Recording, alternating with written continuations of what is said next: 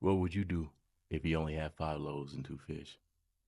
Man, I remember I was in a season of my life where I felt like everything was going wrong. I felt like I was in a drought and I was praying and praying and praying and praying. And then one night, after many weeks of praying, the Spirit of the Lord spoke to me. And the Father asked me, "Why are you begging me to do the thing that I've given you authority to do?" Initially, I was kind of taken back by it because I didn't even understand what the Lord was really trying to say to me. He said, "Anthony, go to Genesis." Get my Bible. I go to Genesis.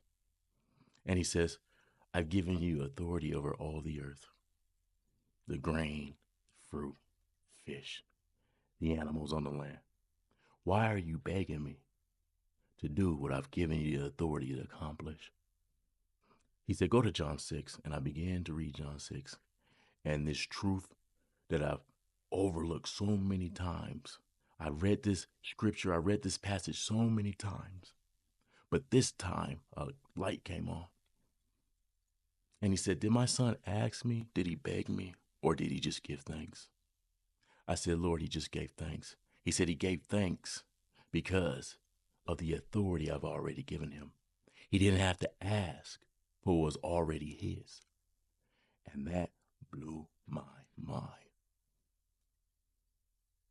Often we take this victim mentality, helpless Christian mentality, because we rather stare in the sky and wait for manna than get busy.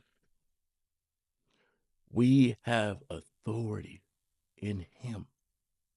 Then the next thing that he said to me, he said, "Anthony, I could do it. I could definitely do it. But if I always did it, you will never come to the realization of the strength and the authority and the power that I've given you."